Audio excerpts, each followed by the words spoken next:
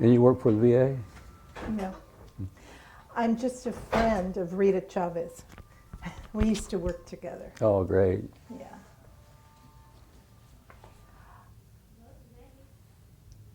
Are we ready? I guess. Okay. Well, good morning. My name is Lana Bennett, and today is June 15th, 2010, and I'm in Wichita, Kansas at the VA hospital, and I'm interviewing Mr. Angel Montenegro for the Voces Oral History Project. Thank you, Mr. Montenegro, for agreeing to be interviewed for the project. You're most welcome. Tell me a little bit about your childhood. About my childhood? Yes. What was your daily life like when you were a child? Actually, our daily life was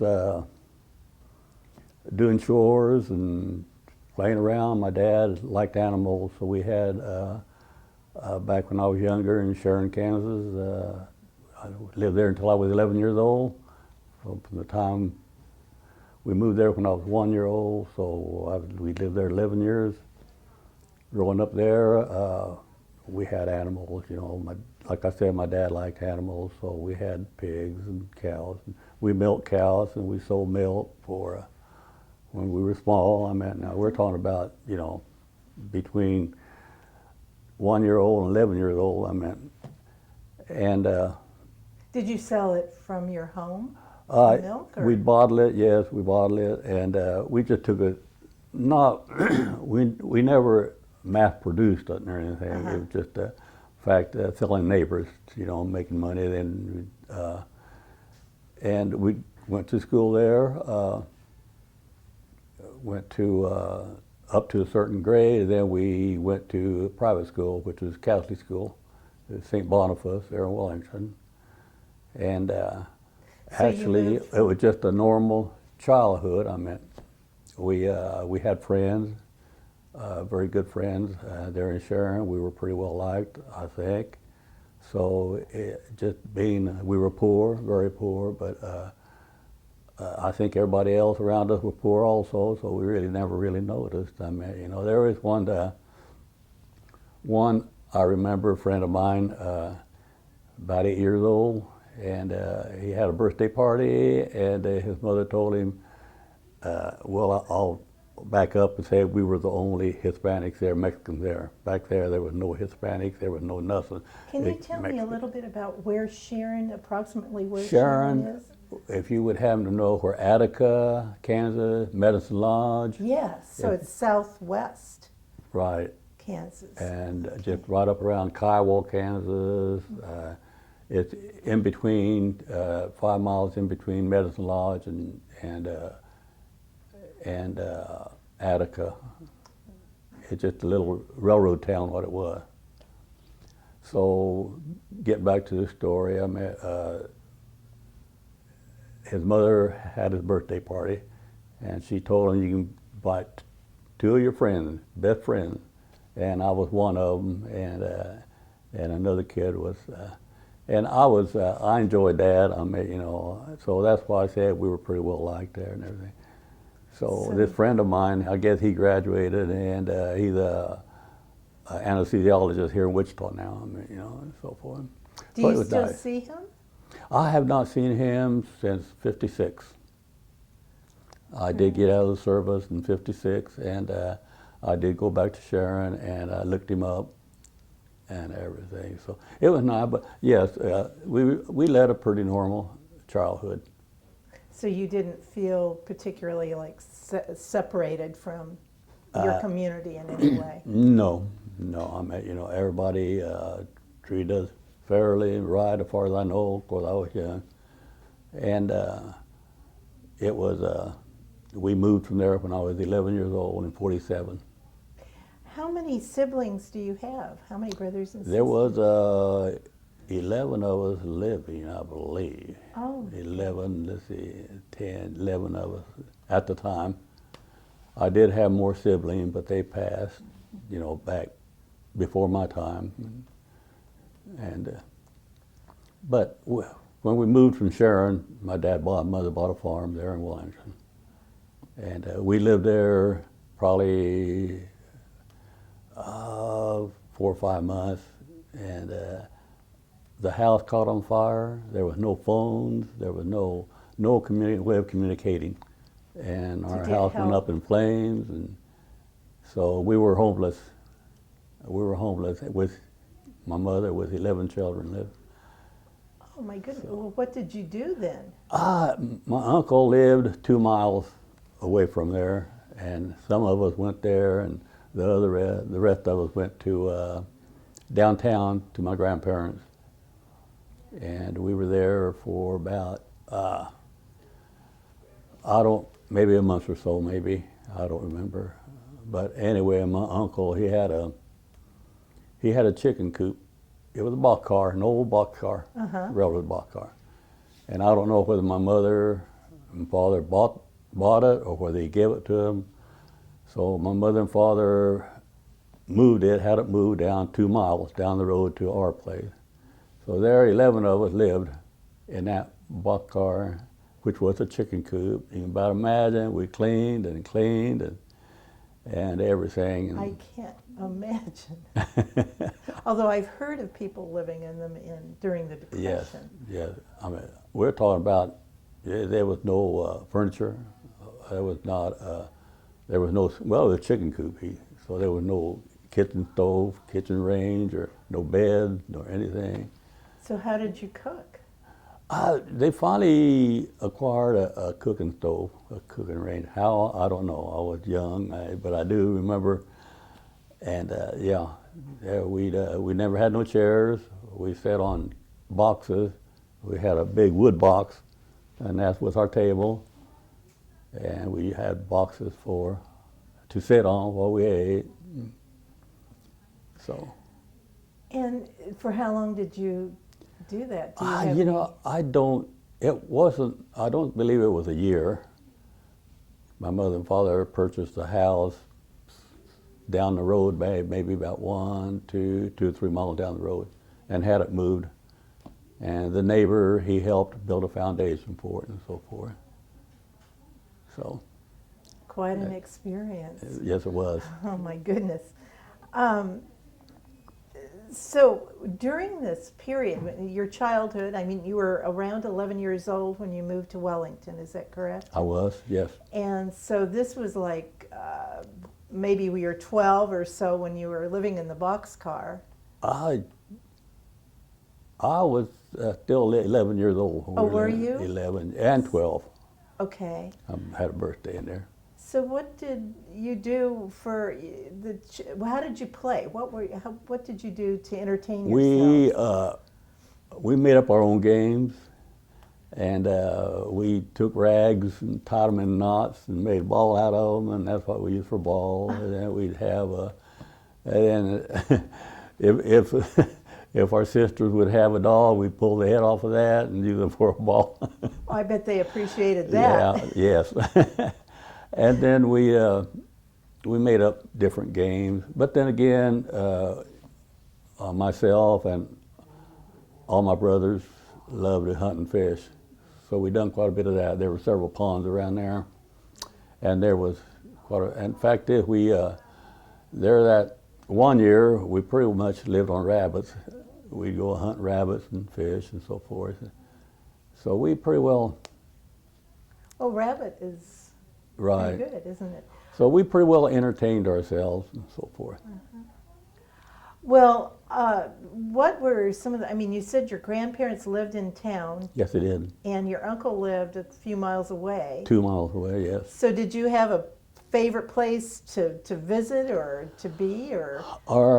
Not really. Our mother was pretty strict with us, so we pretty well stayed at home.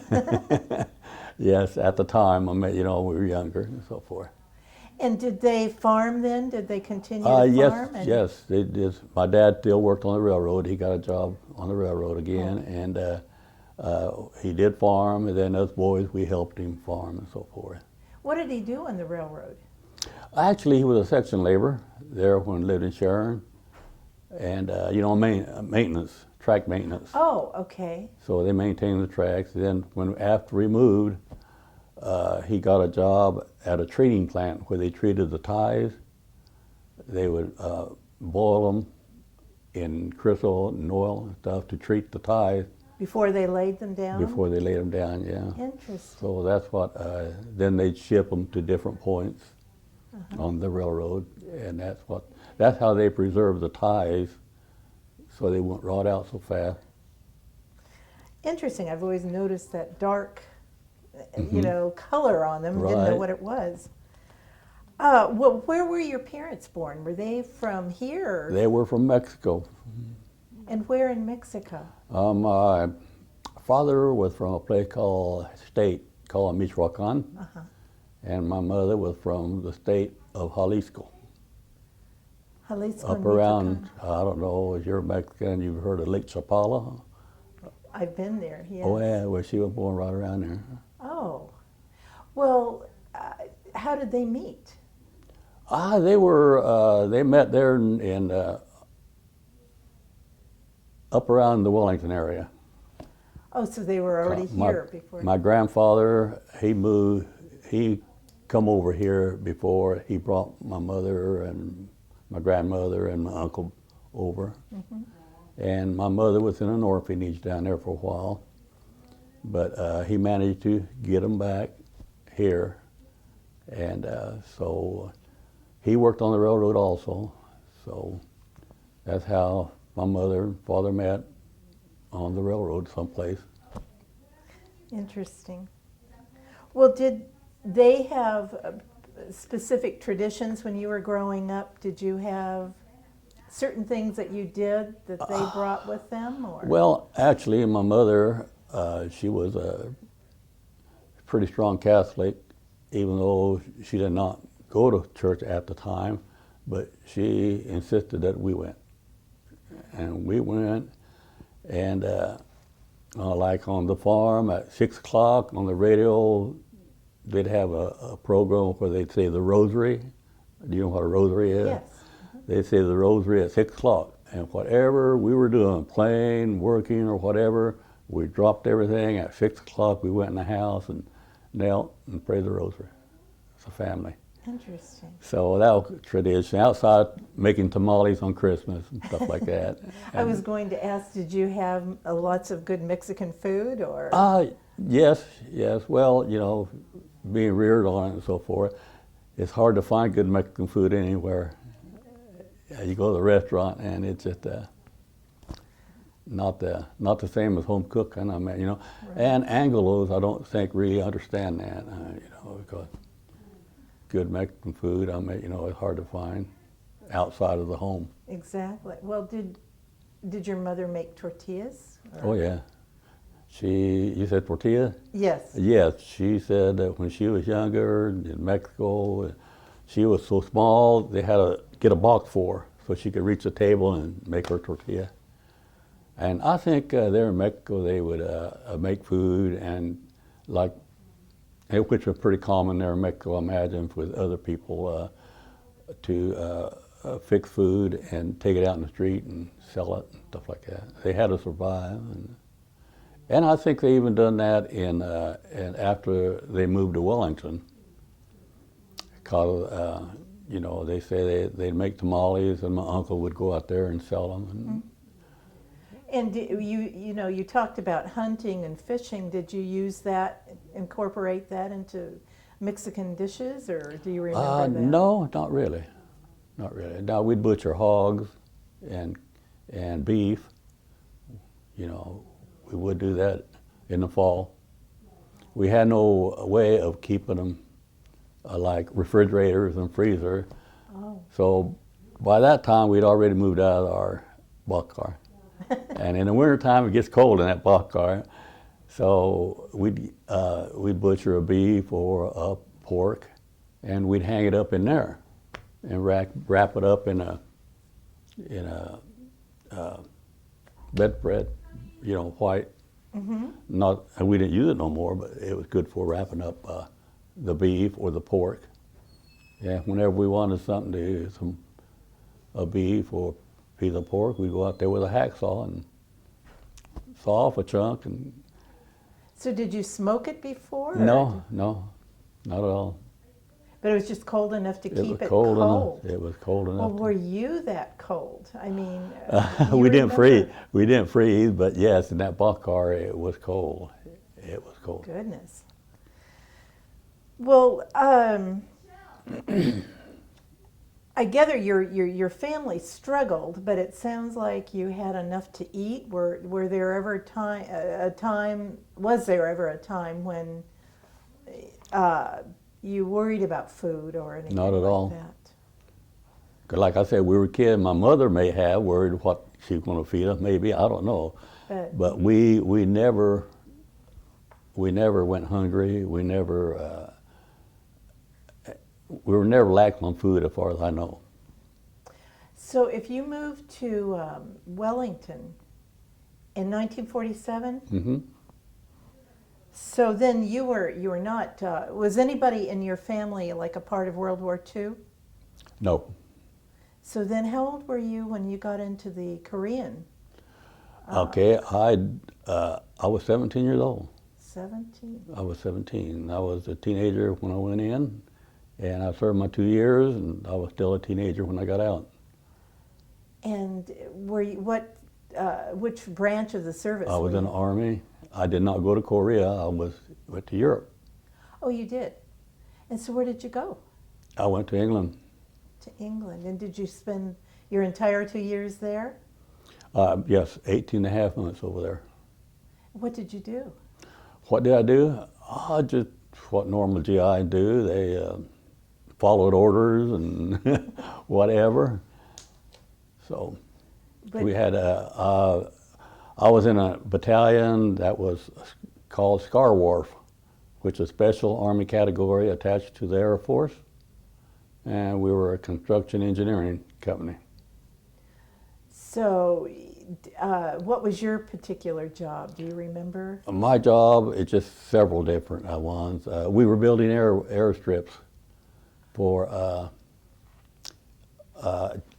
emergency, in case our bombers had to land, or our jets, and the United States jets and bombers, and that was the sole purpose of building that airstrip, was for an emergency reason for the United States, which the British, England, did not, as far as I know, pay a penny for any of it. It was all on the United States, just for our use. Do you remember what part of England that was in? Yes, I was, just about 30 miles north of London. Okay. Interesting. So then you came back after 18 months, back to the 18 States? and a half months, yes. And then where did you go to? I went to, I come home. Oh, you back to Wellington? Back to Wellington, worked on the railroad. Yourself then. And then how long did your parents live after that? My mother died in '84. Now this was in '56 when I come back. My mother died in '84, and my father died in '68. So you had some time with your parents then Yes, before. yes, I did. And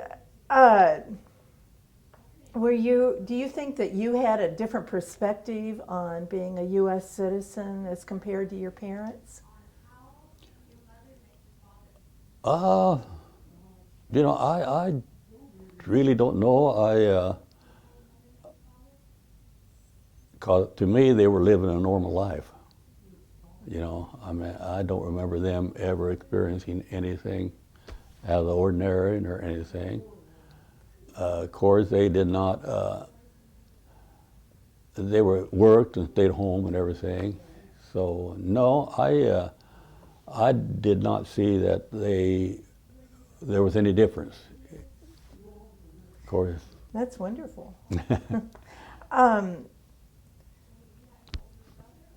Did you feel that your service in the military? Do you think that helped you in any way in your life, in terms of what you did in the future? I think it did. It made me more aware of what the world was like. It made me more aware that, hey, I wasn't the boss.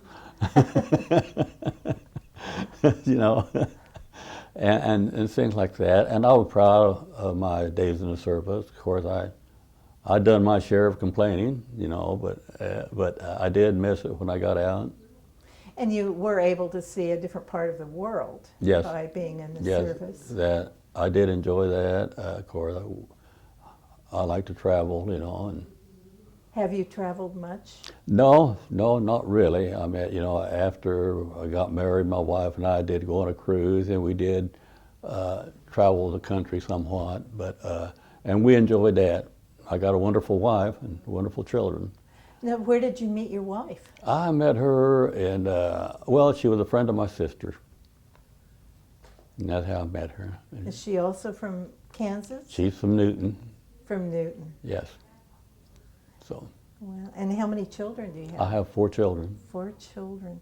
And are they all here? I have 3 of them here in Wichita, and one of them in the Dallas area. Or? So where did you raise your children here in Wichita? Or? Yes, I did. And what brought you to Wichita? Actually, I moved here in 1975 because gas was getting awfully expensive, and my wife worked here, I worked here, and we've done most of our shopping here in Wichita anyway. And so what did you wind up doing? I was an automotive mechanic, and I worked for that for about a couple of years, and I wanted something different, so I started working on airplane parts, and I got tired of that after a year, so I come back to automotive. And just repairing automobiles? Yes, yes. Any particular brand? Actually, I started out at a General Motors dealership, and then I worked for Sears, which, Oh, sure. and so I worked my way up as manager. And then after they started changing a lot and everything, and I got a job with the city of Wichita working on the police cars, and Well, that's interesting. and their fleet, their other vehicles, and which I enjoyed. I enjoyed working on the police cars and everything. And I retired from the city of Wichita. How long did you work for the city? For the city, it was right at about 13 and a half months. But I worked for Sears before that for about 16 and a half, 17 months. So it fulfilled pretty well my retirement, got ready for retirement, in other words. When did you retire? I retired in 2000.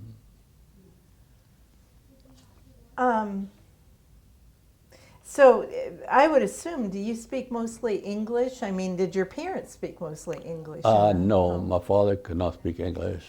My mother, I feel like she was a very intelligent person. She was a good businesswoman, and she spoke fluent Spanish, fluent English. Goodness. And did And, she just she, learn by using, or Pardon, ma'am? did she just learn English by using it, or? I don't know because they moved here as a child. She was I don't know how old she was, but she was very, very young. I mean, you know. And I imagine when she come here, she spoke only Spanish. But she got to where like I said, she's a very, very wise businesswoman and could really speak English and Spanish both. Well, did she ever go to school here then? Yes, she did for a time, not long ago. Uh-huh. In grade school, I would imagine. What did you say she was a good businesswoman? Did she use those skills just in the farm, or? Actually buying the farm and just keeping track of money and everything that they've accumulated and so Which forth. is no small task when you're farming, No, is it? no. Well, then how long did they stay on that farm? Until they passed away. Oh my goodness. Yeah. Wow. Of course, we'd help my dad. I made us boys. We'd help my dad. We worked on the railroad also, and after working all day on the railroad, we'd go and work on the farm, bucking bales or doing whatever, plowing and stuff like that. So I imagine on weekends, and you were Yes. at the farm as well, and during harvest time? Yes. or- Yeah, during harvest time. And what did they grow? Wheat, oats, corn. It was just an 80-acre farm, you know, but 80 acre? 80 acres, yeah. So, but she did grow wheat and then corn. I remember being out there in the cornfield working, and oats, alfalfa. For your cattle, I imagine. Yes, yes. Wow. And how many did they have head of cattle? Did They they? had a cow. Well, they really would not have many. I don't know. They probably had. You know, I really don't remember actually. To tell you the truth, they wasn't all that many.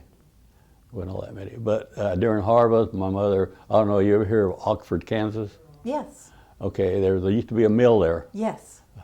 and so my mother would. They would store the wheat, part of the wheat that she did not sell. They would store it there, and then whenever she needed flour, she'd just go tell them, "I need so much flour," and they grind it from her wheat. Oh, how wonderful. Talk about fresh. um,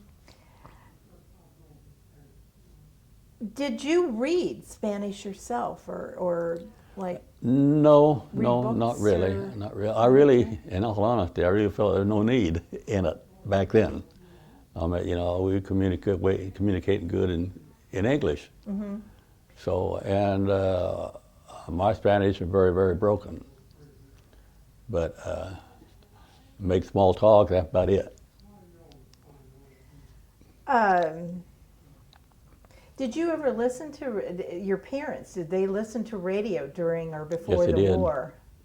Yes, they did. I remember the Second World War when I was a child. My dad always had to listen to the news in the evening. And did they listen to Spanish radio? No, back then the only way you get Spanish was a shortwave, and we never had a shortwave. Yes, they did too, I think, because they had a big console, you know, old-fashioned one. So if I remember that. So no, they never that I remember. So, but your father didn't speak English very well. No, hardly at all. Did your mother interpret for him? Or? Yes, yes, So she would listen and say, "This is yes, yes. what they're saying." Right. Well, he would understand. He could understand. Okay. And if very strange, he'd talk to us in Spanish and we'd answer in English. I think that happens. Yes. And vice versa from English to Spanish. Well, tell me a little bit more about your school years. I assume you went through high school in Wellington? I completed the 9th grade in Wellington. Went to country school. Of course, you heard that story before. Hey, you know, you had 10 miles to school, uphill both ways. In the snow. But no, it was half a mile away, and we did walk. We'd walk in the morning, and then come back home for lunch, and then go back after lunch, and back, and rain or shine, snow. Sometimes we had to walk in deep snow, but then again, I think the city folks had to do that. The city kids had to do that too. I mean, they lived 4 or 5 blocks from the school, and they'd had to walk. Mm-hmm. Well, did you have the mixed grades in one room? Yes, there were 8 Grades grades in one room. Yes. And how many children do you kind of remember? Well, actually, let's see, 1, 2, 3, 4, 5, probably 12, I would imagine, 12, 15 at Not one that time. many. And did that include your siblings, I would take Yes, it? yes, yes. So your family took up half the They classroom. did, they did. School went broke when we left. I can imagine. But that was just one teacher, and she rode a horse to school. She lived a mile and a mile from us, and she would ride a horse. And Oh my goodness. And so you went through 9th grade, and then why did you were not able to go after 9th grade? I wanted to work, and my mother did plead with me to come. She said, "Son," she said, "you're going to die, and the work is still going to be there." And you know, she was right. Yeah. She was right. But But Just you, like I said, I was 17 years old, and you know how 17-year-olds can be sometimes, I guess. where were you in your family? You were saying that you had some older siblings who had passed Yes. before you were born. Hmm. Well, so were you kind of the oldest of the, I was about the middle. so you had older brothers and Yes, sisters? yes.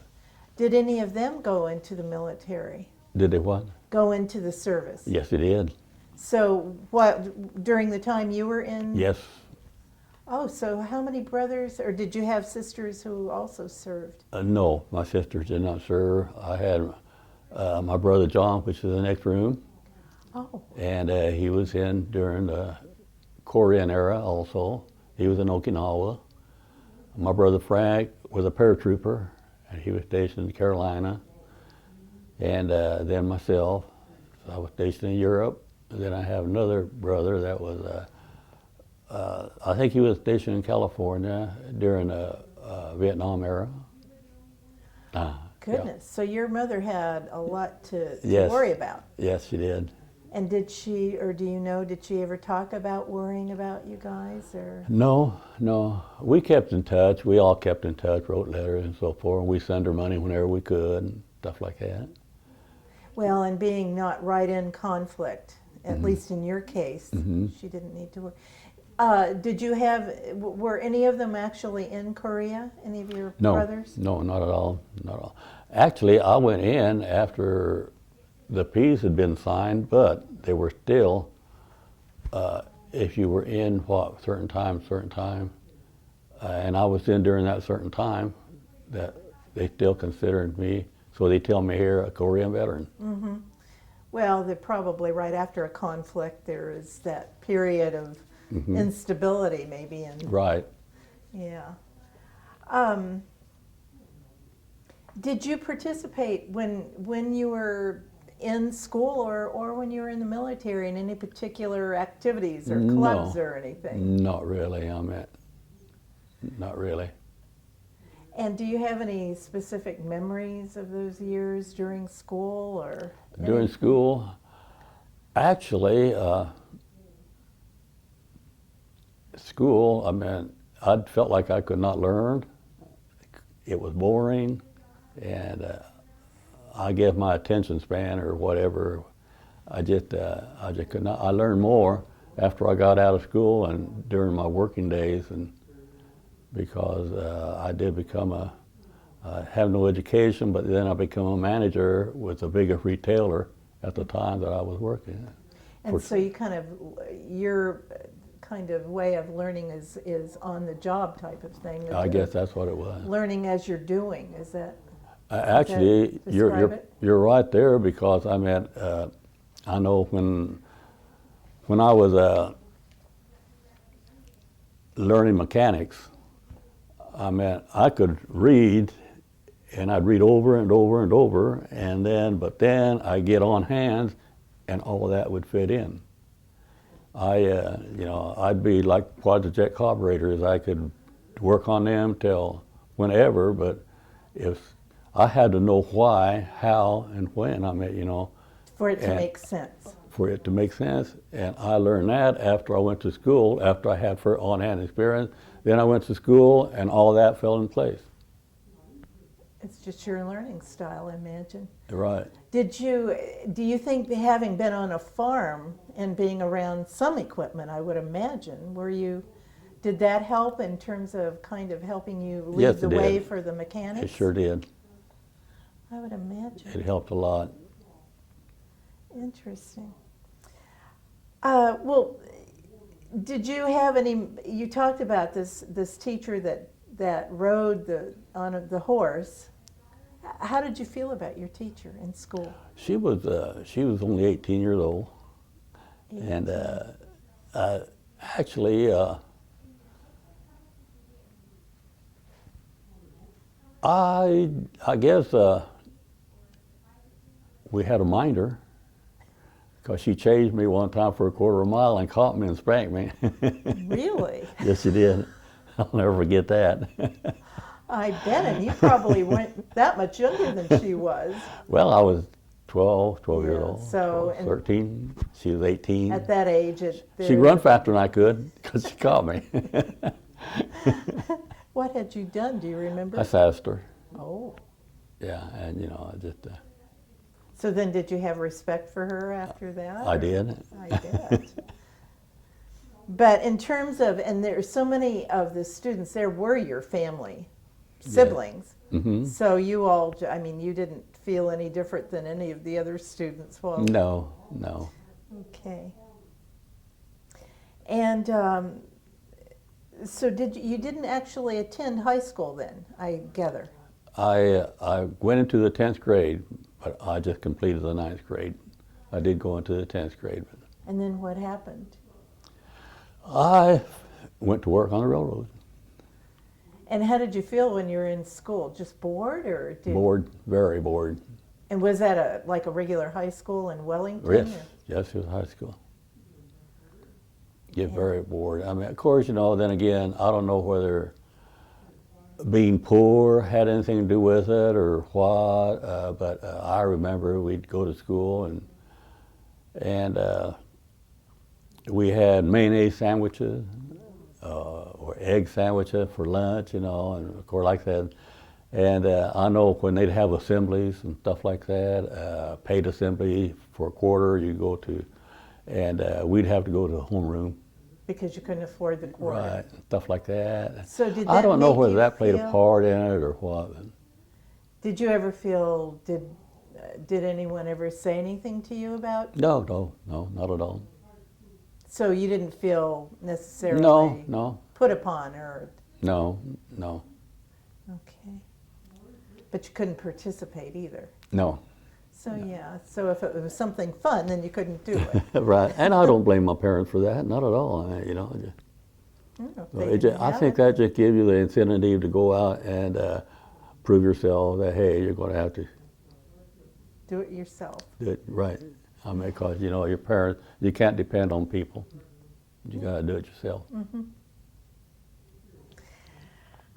So during your high school or your school years, you were still pretty young, but did you ever go out with friends like after school or on weekends? Or No, just pretty much go home and yeah. stay at home and work then.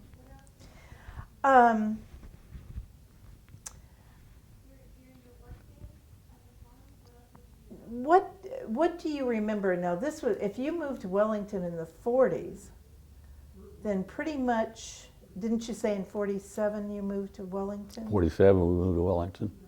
So do you remember anything specifically that was going on in the community or in the country? The only thing I remember would be back then there was a lot of prejudice, and they had a Catholic church and St. Anthony's, and there was a lot of. So I did not see it, but they understand there was, and so they sent a priest there to build a church for the Hispanics. Incidentally, back then, there was no such thing as Hispanics. They were all Mexicans. But I consider myself an Mexican-American. I'm an American first. So I was born here. And did we run out of time? Let me check. She said an hour. No, I think we're okay. I think we're okay. So you didn't notice this, the different treatment for people in the church. I didn't see it. But- My age did. Really? How Yes. do you think you managed not to see it, but We lived on the farm, and we'd go to church and come home. so and you were more forth. isolated Right. from that? But when you went, well, you didn't go to church that much, you had Yes, we said. did. Oh, you did, that's right. Yes. Your parents didn't. Your My mother parents did. never. So, but, so then did you start attending the Hispanic or the Mexican church? We built a church. You built one. The Hispanics did. I was still young, but I remember, doing what I could do and so forth. And before long, they had a house for the priest, and they had a church and everything. And then they started having fiestas and dances and whatever. Oh my goodness. So did life in the church improve then? Yeah, I mean, in For the- terms of doing more activities. Right. At the church, they have ball games and stuff like that. So that was a lot of fun. And what was your favorite thing to do? What did you look forward to? We'd have ball games, and then we'd go home and work. After the game. Yeah. And then did you attend like any of the dances? Or? I was still young. I wasn't much of a dancer. I didn't dance. I didn't care for dance or anything. I still don't. But we'd go and watch. Uh-huh. So. Well, interesting. So then you've never attended like school, like college or anything? No, no. But you said that you did take classes associated with your mechanics. I did. Went to, when I worked at a dealership, they sent me to Oklahoma City. There's a General Motor training center there. And I went there. And also the city of Wichita sent me there also to General Motor Training Center. And I was sent to Chicago to management school. And then I'd go and I'd come back and train other mechanics and train my service riders or my greeters. And so. So you just learn through life. Uh-huh. That's great. What did you like best about being a manager? Or being a manager? did you enjoy being a I manager? enjoyed being a manager very much. I did enjoy taking the blame for a lot of stuff that I knew nothing about and things like that, yeah. And it was kind of, we'd go to these executive meetings at these Holiday Inns and stuff like that, and for 2 or 3 days, you know. And the only thing was, I did feel kind of strange being among all these college managers and me only having a 9th grade education among them, you know. And you were doing the same thing? Yeah. So I guess. But yeah, you were successful. I just kind of wonder what it'd been like if I'd gone on to college or something like that. So. Well, and what was the most rewarding thing to you in terms of your work? What? You mean at work or? Yeah, in terms of what did you find that was rewarding to you? Well, actually, my most rewarding thing was I wish I had gone to management school before I had children, because I was pretty hard on my children. And if I'd have gone to management school, I'd have learned how to tone it down. How to be a parent. How to be easier on them, instead of, hey, I'm the boss, this is it. You maybe would have negotiated with them a little more. I'd have been easier on them. I mean, though that's one of my biggest regrets in life right now is that I was hard on my children. And had I, but who goes to school to learn how to be a parent?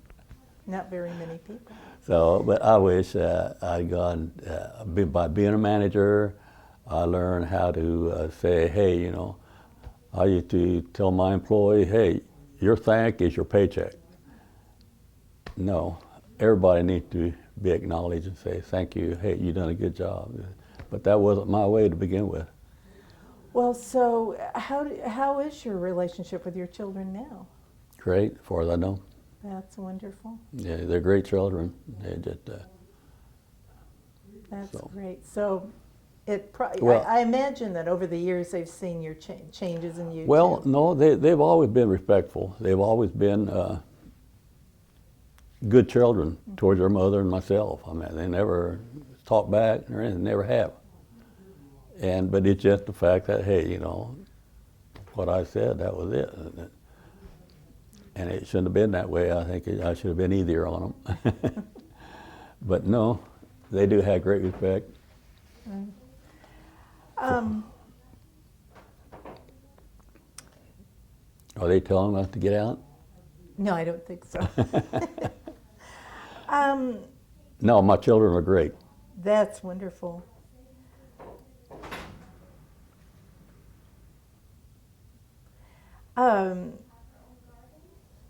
In terms of being Hispanic or Latino, Thank you, ma'am. That's my niece. Oh, does she work here? Yes. Oh, goodness. And so, which brother or sister? Do you want water? Thank you. I have water. Thank you. So, which one of your siblings is she the daughter of? Dolores. You, one of your sisters? She's out there. Oh, she is. She's the one in the dark clothes Oh. with her. Oh, for heaven's sake. And so, and does your niece work here in the Yes, she VA does. hospital? Yes, she's over. The way I understand it, she oversees that the veteran gets what's coming to them when they come back from overseas, the benefits and all that stuff. Wonderful. She's manager over that. That's great. So did she ever talk about seeing any difference with the Latinos or Hispanics? Here? Yeah, No. that's great. So it seems like so many things have changed since back Very in much the, so. in But the 40s. excuse me. Oh, sure. But you were, I know it's coming to this probably, but in the service, I never encountered anything. It's just like my childhood back in Sharon and so forth, that I was one of the people, one of the public and so forth. You have We been saw very no lucky. difference in being a Hispanic and otherwise, but I did see it in my hometown after we moved to Wellington. You saw it in Sharon or in Wellington? Wellington. I did not see it in the service. In the service, I did not see no prejudice at all. But when you moved back? Before. Oh, you saw it before you left? Even after I moved back. And so, like, during the time they were building the Mexican church you were telling me about, is Right. that when you were seeing it too? Or? Yes, because there were certain restaurants we couldn't go in and eat. There were certain restaurants you could work there, be a cook and so forth, but you had to, if you wanted to eat, you had to take your food to the back room. Oh, well. And then I remember going into a restaurant there, and I waited and waited to be waited on, and I didn't get waited on. Pretty soon the waitress comes out and tells me they didn't serve Mexicans there. Really? So then you did see There. But prejudice. Before I went in and after I went in. And what about movie theaters? Did they have one in Yes, Wellington? And they could had you two. go to that? They had two. They did, and I think, if I remember right, we had to sit in the balcony. So, swimming pools. There was a swimming pool for the Anglos, and swimming pool for the Hispanics and the blacks. Oh, really? Mm-hmm. So then there was more of that. It's just I get the impression that you were on the farm, so you were more isolated Right. from that. But if you'd lived in town, you may have really felt that. A whole lot more. Yeah. Boy. When you were pretty young when you got into the service, Mm-hmm. did you do it particularly because of, what was your impetus? What, Boredom? just mainly boredom? I think so. And did you see was there any connection to the conflict that was going on? Did you? I didn't even think about it. Was there any, was it perhaps finding a way to make a living, or? No, I just- think it was just mostly boredom. I think the fact I didn't think about the war. I didn't think about that I might get shot at or anything. That never entered my mind until I come in, and they started preaching to us about, hey, we're fighting the communism and this and that and so forth. And I never thought about it till then, but it was too late. The reality. Well, and did you understand what they were talking about when they said communism? Yes. And did you understand that prior to, I mean, like during World War II, you were still pretty young. Did you hear a lot about that? Or? No, all I remember is just that war, and that's it, war, and we were fighting the Japs and stuff like that. Of course, yeah, communism really didn't become that much of an issue for us until after World War II. Right, but you know, even then, when we were that young, I mean, war, I think we were pretty well protected, you know, to the point where I don't remember ever thinking or being scared. I know we had blackouts and stuff like that, but I don't remember ever being afraid that, hey, you know, we're going to be attacked. All I could remember, Japs. And I put it in that way, Japanese, because that's the way it was back then, Japs. Yes. You know, so, and that's about all I remember about the war. Okay. I remember when it ended because a friend of ours was a newspaper boy, and he went around waving the paper, extra, and this and that, read all about it, and war's over. Do you remember people, soldiers coming home to Wellington after the war? No. So there may not have been that many. Yeah. I'm sure there were some. Yeah. But yeah, that's a relatively small town, and even smaller back then. Wellington? Yeah. About 8,000 people back then in 47. And Sharon was only 200 maybe. And then we moved out at less than that. Boy. Okay. Well,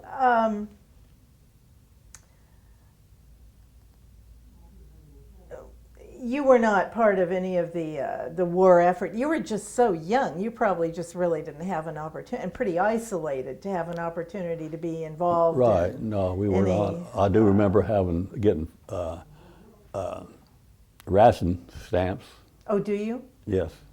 My mother, you know, would go to the store. She'd want some sugar or something. And they'd take so many stamps from her and whatever, stuff like that. I think pretty much everybody had those, didn't they, during the war? Yes. Well, would you describe yourself today as being political or apolitical, or in terms of politics, do you have strong feelings? Or? No, not particular. I feel like we don't belong in Iraq. You know, I felt that from the beginning. I mean, and I really don't care who knows it. I really do not feel we belong in there. Yeah. So in Afghanistan, that's a little different. We might belong in there because of Osama bin Laden. But I mean, again, you know, just we don't belong in there either because the Russians were there here some years back and for 4 years, and they were defeated. They went home. They didn't prove anything. And now we go in there and still haven't proved anything. But, you know, some of it's necessary. So, do you consider yourself a Democrat or a Republican? A Democrat. Or you're a Democrat? Do you ever talk about this with any of your friends or family, the world situation? I mean, you know, like Iraq. Lately, it's been that for now. How many years? Small talk, just, yeah, we don't belong in there. I mean, why are we there and this and that? But it just passes after 2 or 3 words and stuff like that. So you don't get into long discussions No, about... I mean, I just really don't. Actually, really, I'm pretty much a believer of what they told me when I first went into service, when we first went into service. They said there's 2 things you don't talk about in here, and that's politics and religion. And you know, and I pretty well picked up on that, and I find myself talking once in a while about this and that, but then I catch myself and I don't know enough about either one of them, so I just won't say a whole lot. But you can have an opinion. Right. So. What kinds of things, given that, you know, in the military, I've often wondered this myself, you could be serving under an administration that you don't agree with at all. And there you are serving your country, even under policies you don't agree with. What did you talk about when you were in the military? In the military? When you were in England, do you remember? Oh gosh, we did not talk about Oh, you know, we'd have blackouts up there. The British were sending troops overseas to Cyprus, Egypt at the time. I guess it was Greece, Cyprus. Anyway, Cyprus. Well, yeah, And it's yeah, they were sending that troops little over island there, there. and you know, we'd talk about stuff like that, you know, and say, well, you know, they're sending troops overseas here from here and this and that. Was that they were fighting the Turks, maybe, or I know the they were Greeks fighting. and the Turks have? I don't remember what it was all about, in all honesty, but the British soldiers, you know, they'd be sent overseas over there and stuff like that. And, Were they involved in the Korean conflict?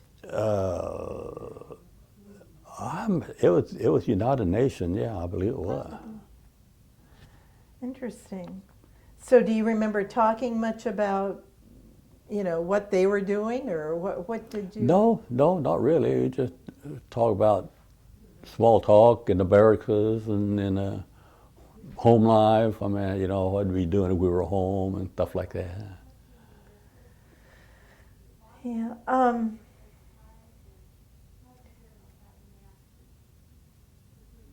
Okay, I think we've talked about, you know, how old you were and do you remember the date when you were enlisted? Yes, I did. July the 16th. July 16th. July the 16th, and I got out July the 3rd, 2 years later. So July 16th, what year was that? 56 when I got out. I went in 54. So you went in 54. So it was almost over then, really, when you went in. Okay. How did your family respond to your going? I really don't remember. I know my mother was out on the porch with washing clothes, and I went and told her. And of course, she cried every time we left someplace. I bet. Yeah, she cried quite a bit when we say, well, we'd fall off the porch and she'd start crying. I mean, there we go, stuff like that. But actually, my father, I think, was working away from home, and I don't remember. My brother took me to the train. And so your mother had didn't you say 4 boys in the service at the same time? Well, there were 3 of us at the same time. 3 of you, okay. Goodness. And so mainly she'd cry, but did she put up a fuss? No. She didn't try to stop you in any way, or? No. She, I don't even remember whether she had to sign or not. I volunteered for the draft when I was 17. Okay. So I got my draft card when I was 17 years old. And back then you get your draft card when you were 18. You had to register. So at 17, I went over there and I told them I wanted to volunteer for the draft. That way I'd only have to serve 2 years. Instead of 3 years, you volunteer, you'd serve 3 years. And so then did they, and they took you when you were 17, or did you, oh, that's what I thought you said. Okay, boy, you were young. Back then they weren't as strict as they are now. I mean, as far as now you had to be so smart, and you had to do this, you got to do that. And you get paid a lot more too, because I was only paid $72 a month. Oh my goodness. So I hope it went farther then than it goes now. Well, when you were there, in your group that you were with in England, were there other Latinos there? Do you remember actually, in my company, I was the only Latino in my company. that? And a company is for we non-military. Okay, well, in my company there was maybe 100 men, and I was the only Latino. But there was, in the battalion, it was just a small battalion there, and there were 600 in the whole battalion, and there was really not that many Hispanics in that battalion. There was a lot of Italians, a lot of Puerto Ricans, and but I was the only Hispanic in my company.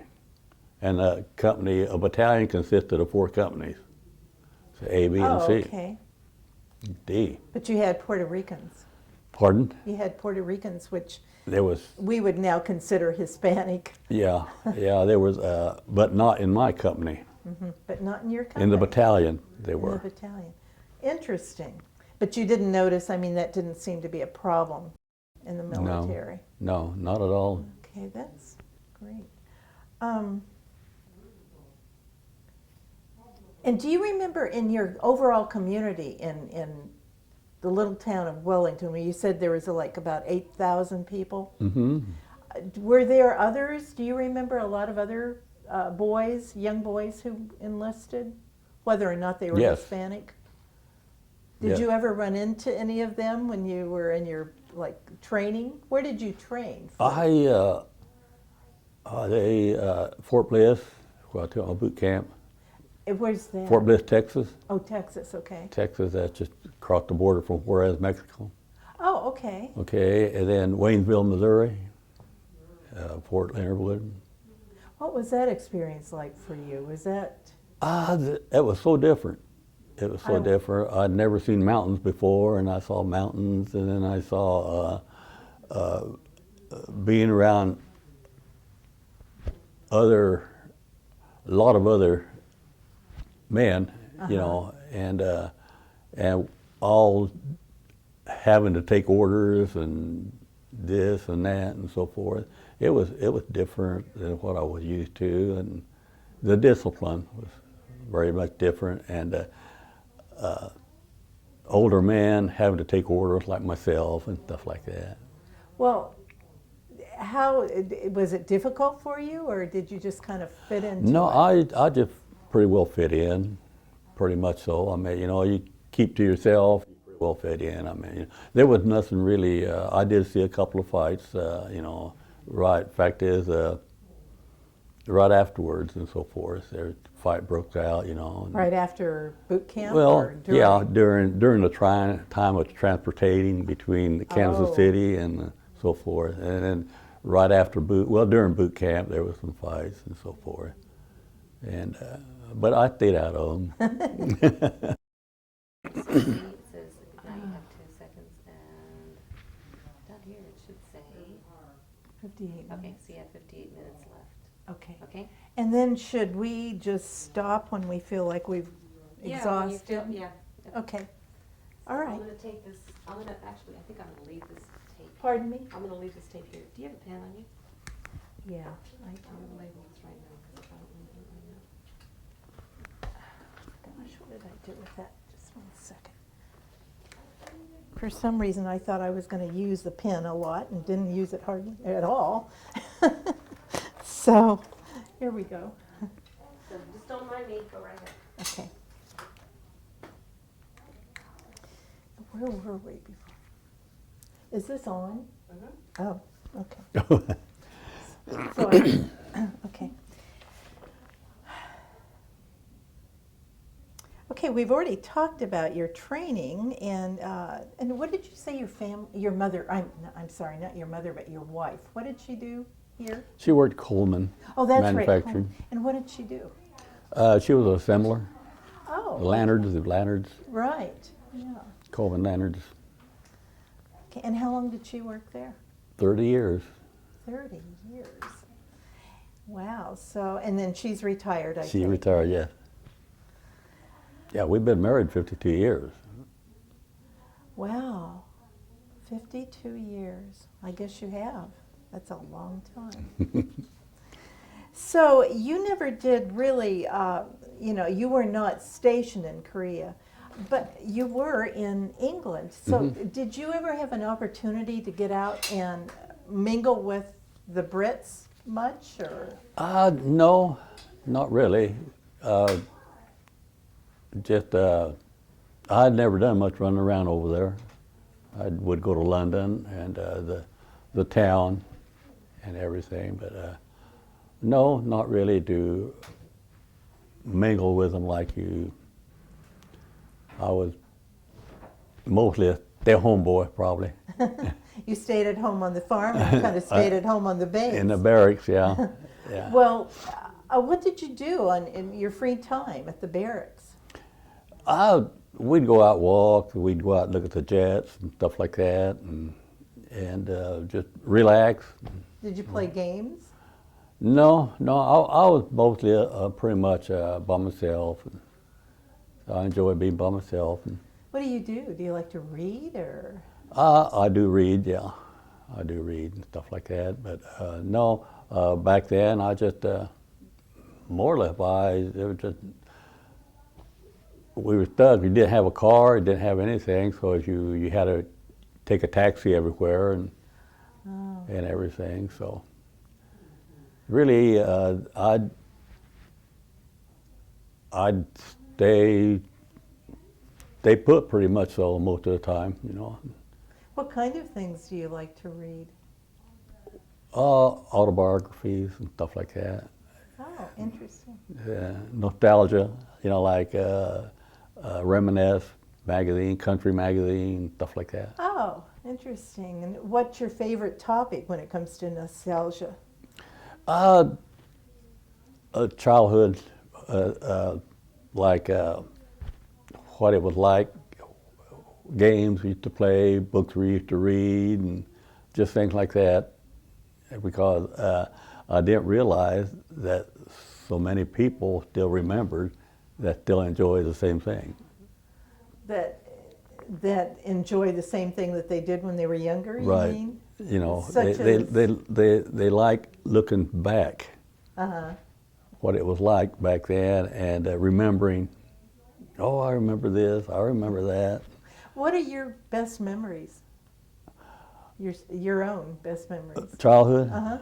I actually, living in Sharon, Kansas, for some reason or other, and I catch my siblings that remember Sharon the same way that I don't know why. There was something about Sharon that really Anything? caught our attention, I guess. Anything in particular? Like, do you remember doing any certain things no, or just, activities? Or just the old times we used to have there. I mean, you know, just running around? just we couldn't get out of the yard. My mother was very strict. We'd have to stay in. And I think the fact that the kids could come in our yard and play, but we couldn't go out of our yard and go play with them. We had to stay in our yard. So you. So, you know, I just stuff like that I remember, and What did you play? What was your? cowboys and Indians and stuff like that. And which were you? Huh? Which were you, the cowboy or the I Indian? I must have been the Indian because I was found dead all the time. Did you have fun playing dead, or? And, I don't know. oh, that's fun. Well, you know, sometimes it's these things that are there in our memories that we have good feelings, good emotions about, but it's hard to pull them out because we can't, you know, we don't think about them that often. But if you're interested in reminiscing, then I imagine you find yourself thinking about them more, Right. you know, than you would if you didn't read that sort of thing. And you talked about like using doll heads, for heaven's sakes. I was a girl, so for balls. So you came up with all kinds of creative things. Yeah. Can you tell us a little bit about some of these things that you would come up with to use as toys? Well, actually, we'd we'd have clod fights. I mean, you know, we'd just throw clods at each other and stuff Dirt like that. clods? Well, of course, we'd be far enough away that maybe we'd dodge them. We see the bombs coming, we'd dodge them and everything. We used to have, we used to make spears. We used to make, put in a broom handle maybe, and drive a nail in there and grind the nail down the head, make it pointy. And Those are we use almost that. dangerous. Then we get corn cobs. Of course, we raise a lot of corn. We get corn cobs, and we stick a nail on the end of it and tie feathers on the back of it and throw it and watch them and stuff like that. And just stuff like that. You'd make up your own. We'd make up our own little out of a spool, empty spool of thread, and you cut notches in it and a rubber band and put a matchstick and wind it up and let it go, and it'd really go. Sort of like a top? Car. Oh, like a car. A little, you know, the spool of, The spool was like a wheel. yeah, dual wheel, Oh, I gotcha. and you notch it out so it grasps, I, and you I somehow or another we'd tie a rubber band around it with a with a matchstick, and it just you let it wind it up and let it go, and it'd go on, it'd Oh, travel. for heaven's sake, see how creative you are when you don't have things just provided. Right, right. Oh, that's interesting. Well, back to England a little bit. When you did, like, the rare times, you know, when you'd get into the city, what did you think of the British? I mean, were they really different to you, or The language was different. it was hard? The language is different, and there was still a lot on the wall. Yanks go home and stuff like that. And, Oh, really? hmm And what was that about? Is that from World War II? Probably, and I don't think it was so much because the British that I met were friendly. I met, you know, they just they kind of, they felt like we were richer than they were, I mean, in terms of money, you know, and so forth. And I was there during the time that, you ever hear of the Teddy Boys? Yes, I've I heard was, of them. I Tell me was in during that time that they were real strong. And what And they were the they? ones that wore them tight pants, big, tight stovepipe pants and so forth. There were different gangs of them. And I really don't know what it was all about, but they used to carry switchblades, not switchblades, but razors, straight razors. And so you had to be careful if you ran into them and stuff So like that. these were like British gangs. Yes. hmm And did they And, particularly, did they prey on the Yankees or on the We- Americans, or? I think they were rebelling about something over there. And anybody that got in their way, I meant they didn't care who. So I really don't know what it was all about. All I know is that when I saw one or a gang of them, you know, I went around the block. Oh, you can't. Goodness, so you had to kind of watch. Yeah, and yeah, the language was different, and that's really about the only thing. Otherwise, they were friendly, good people. So I imagine having just come out of the war and actually having been bombed, you know, they received a lot of that, you know, Yes, especially in London. that's true. I remember talking to some of them that they remember when the bombs started falling, they had to go hide under the table and stuff like that. Yeah, and many were killed. Yeah, and London was still pretty well bombed out. I mean, you know, a lot of it when I was there. There were still a lot of buildings that hadn't been rebuilt or anything. They weren't like Germany. I think Germany got built up right away, you know. But England, there was a lot of England was still bombed out.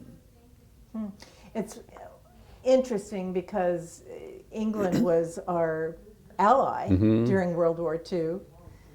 But I think after a while, any country, I'm guessing, kind of resents, you know, when you're occupying, when you're there, Yeah. when you have a base in their country, Right. and which we really have never experienced here. So No. that's probably the sentiment is like, get Yeah. out of here and let us take care of our own business or something. Yeah, because you take D-Day, I mean, it was a lot of the invasion was come out of England on into to France. across the Yeah. Channel. So I mean, So yeah, I mean, we worked together for that. yeah. Interesting. Did you talk to anybody about that during that period? I mean, did you ever have a chance? No, I never really had a chance. I just When you're in the middle of it, it's not the same as when you look at it from Right. retrospectively. And yeah, that would have been interesting to hear their yeah. opinion about. Okay, so was there anyone at training camp or during your experience over in England that became a good buddy, a good close buddy to you, or? Actually, there was one. Yes, and he was a sergeant, Sergeant McIntyre. I remember them, and he, I don't know, he stuttered a lot. He was shell-shocked. He had been in Korea, and he stuttered an awful lot. And it was real strange because he could really sing, and when he sang, he did not stutter. And but when he talked, he just stuttered something terrible. And I don't know why, but he was married, and he would take me home for supper sometimes, stuff like that. And him and I, we kind of hit it off pretty good, and become pretty good friends and so forth. So his wife was there at the base too? His wife was there. And so did they have children? I mean, did you? They had one little boy. They had one little boy, and even after I got out, we kept in touch for a couple of letters, and that's about it. And I never did see him afterwards, but we enjoyed each other. I mean, company. Interesting. Yeah. When you went into training camp, at that time you didn't know where you were going to be stationed, and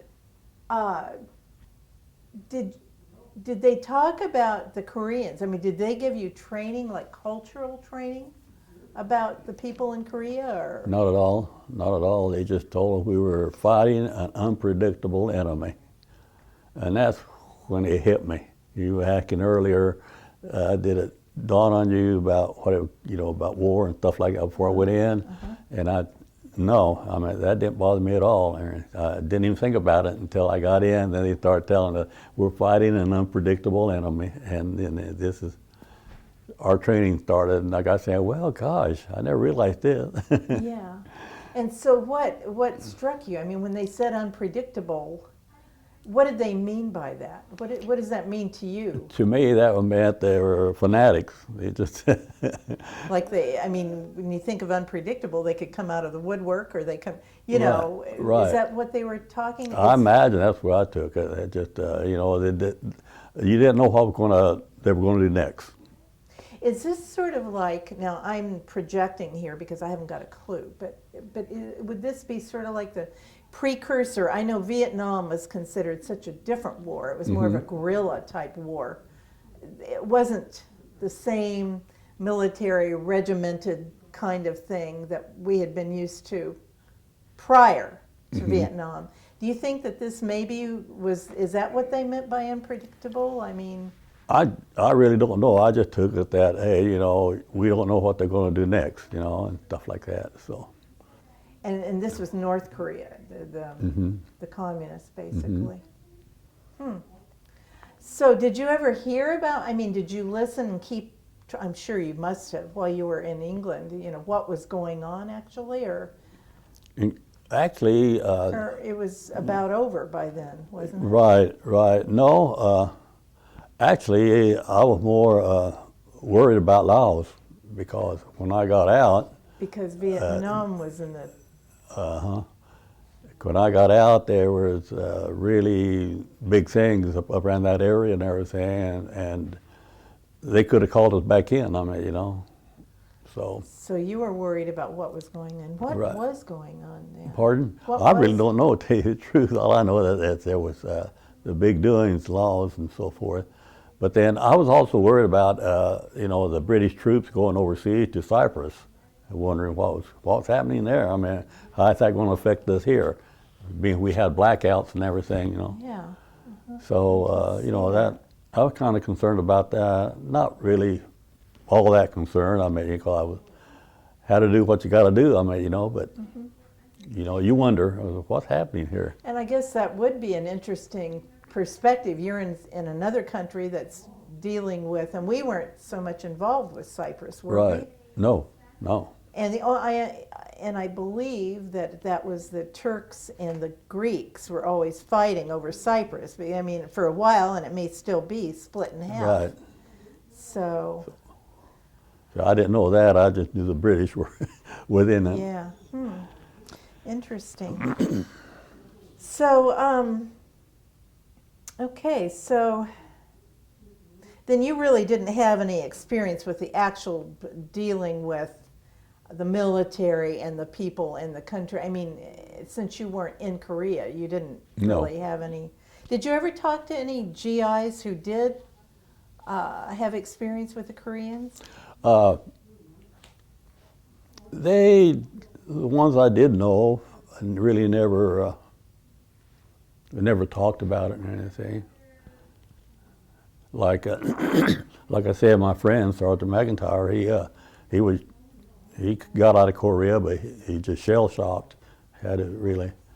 Would that have been what they now would call like post-traumatic stress, do you think? It could be. It could be. Because they had all these different names for Uh-huh. probably the same thing. Yeah, and then there was 2 or 3 other people in our outfit that had been in Korea, been shot up, I think, and they didn't. They didn't talk about it. No, not really. The kid in Wellington, he got shot up there in Korea, a guy by the name of Raymond Reyes. He was a. And then you got another GI here, I'm a veteran here, that they're interviewing. He was in a Battle of the Bulge. Is it Paulie Barra? Uh-huh. I think he was in a Battle of the Bulge. I think he got shot.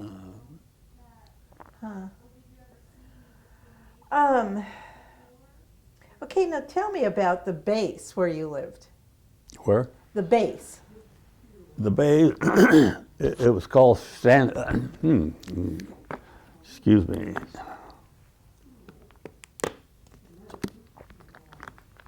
Stansted. It was also a town, but it was just, it was not, we were not in the town. And we were building airstrips. And like I said, in case our jets or our bombers, so they could land there. And actually, there was nothing but Quonset huts. We lived in a Quonset hut, and everything else around there was a Quonset hut. And Quonset huts, are they the metal? Metal, round ones. The rounded, yeah. Long, Real long. half dome type, yeah, those Quonset huts, and that's what it was. And were they divided into rooms or Not at all, barracks, or? not at all. They were just one big dome, the long one, and they had beds on either side. They had an aisle about, yeah, about as wide as that chair there, Oh my goodness. and beds on each side. And how many men do you think? Oh gosh,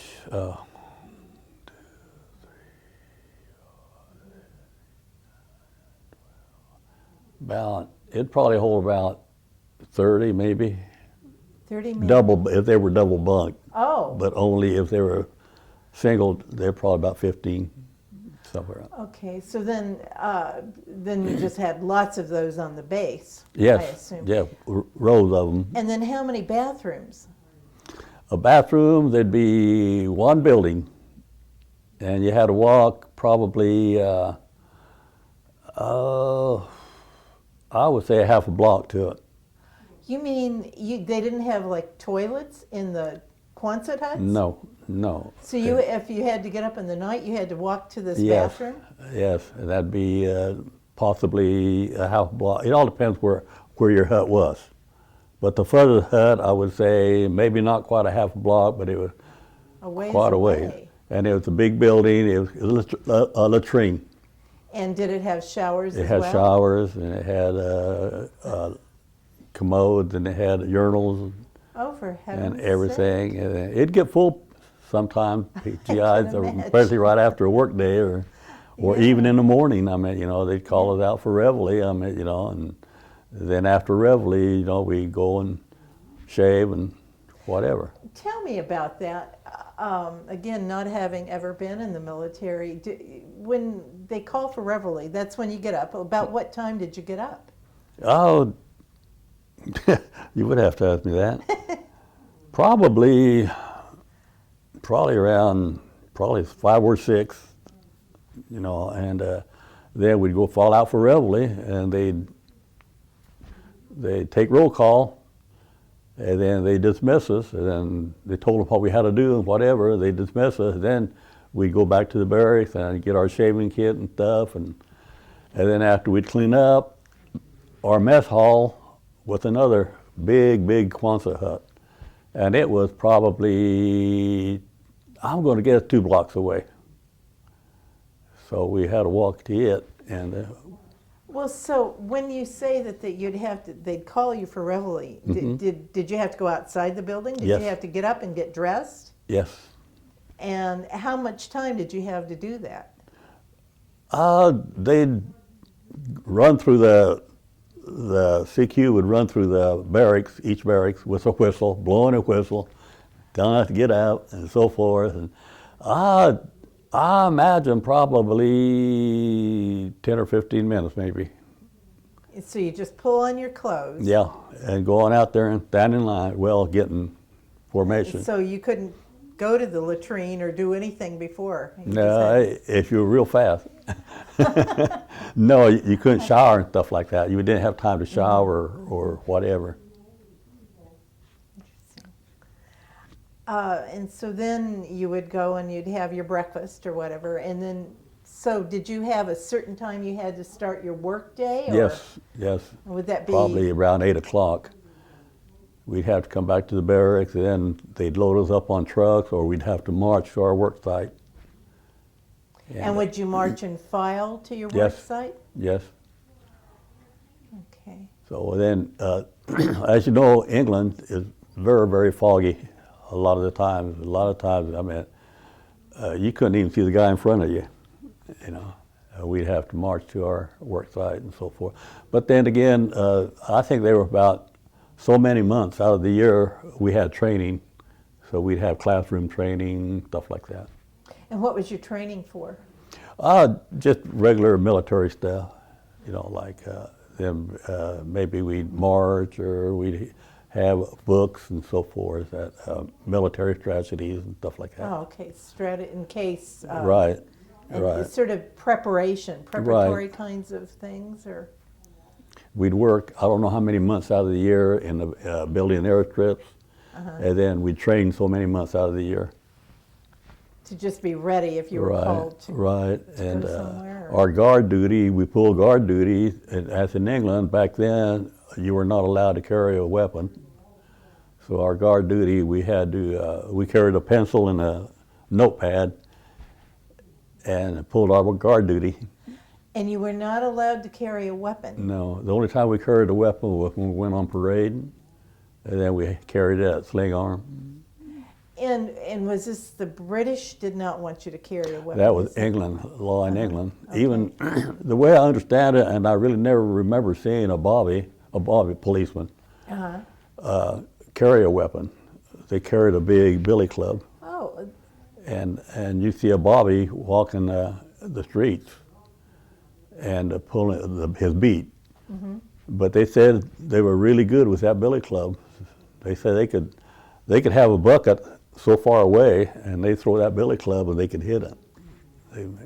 goodness. So yeah, Well, but so is this a law that they can't carry weapons? Then I mean, like concealed. What, you know? Here we've got. right. You know. You know, I don't know, but like I do know, back then it was the law that. Oh, we don't. But I guess it can now, with all the terrorism and everything going on. I think they do now. I mean, I'm not sure, but Yeah. back that- then, no, there was. Just no weapons. Probably after the war, they probably were through with that for a while. So then you would go and you'd do whatever you were supposed to do for the day on the base. Right. And that would that change for you? Well, it sounded like it. You would go through training sometimes, Right. working on the airstrip at certain times. And Right. Well, after our work day was finished, we'd march back in, or they'd bring them back in trucks, and by that time it would be time for chow. So we'd go eat, and then come back and shower. We had to, whatever, and then come back to the barracks and do whatever we want to do. Interesting. Okay. Did it snow while you were there? Was it ever Yes. cold? Yes. I thought it snowed. Very cold in England. We'd have these big old parkas and everything. Yeah, and were the barracks heated fairly well? They or- had a gravity flow little there right in the middle. The barracks, you have to understand, was probably 30 feet long or longer, and they had one right in the middle, pot-bellied barrel furnace. It was a coal oil, and it was a gravity flow. They had a big barrel on the outside, and it was a gravity flow into the furnace, and they light the furnace there, and that's what it heated the whole thing. And there were many times we had to all stand there. And So it did get cold sometimes. yes, yeah, we had to be called out on maneuver. In fact, this is one particular time they called us out probably about, it was dark already when they called us out, and they told us to fall out with full field packs and everything. So we fell out, and then they loaded us up in trucks, took us someplace, and we had to pitch a tent and everything in the snow.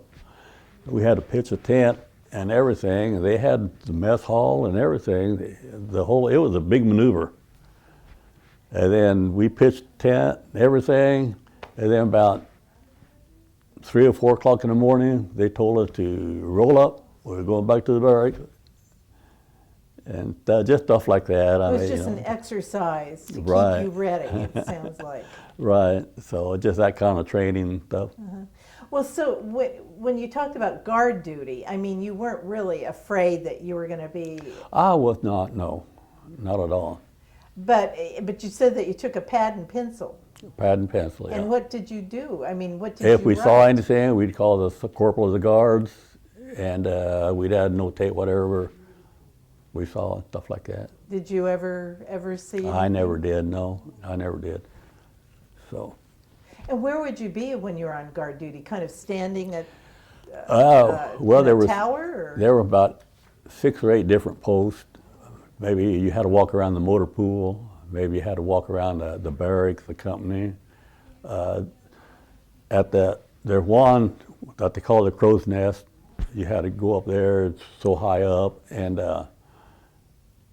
that's where the GIs come and went throughout the night, throughout the day, and you had to monitor them and see what was going on. So I wondered if did you ever encounter like someone trying to leave or no.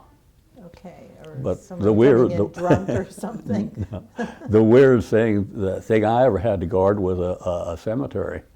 Oh, really? That was in Missouri. I mean, Thanksgiving, 1954, Thanksgiving, I had to patrol a cemetery, and there was a fence around it. We just had to go and I said, boy, this is dumb. I mean, what what's And they gonna didn't give you a rationale for that? No, I think it's just something to do. I don't know. Exercise. They had to do something, aggravate the troops or whatever. I don't know what it was. But yeah, I said, why am I walking around this cemetery guarding it? I mean, ain't nobody going to want to get out there. Nobody wants in. No. Okay, so,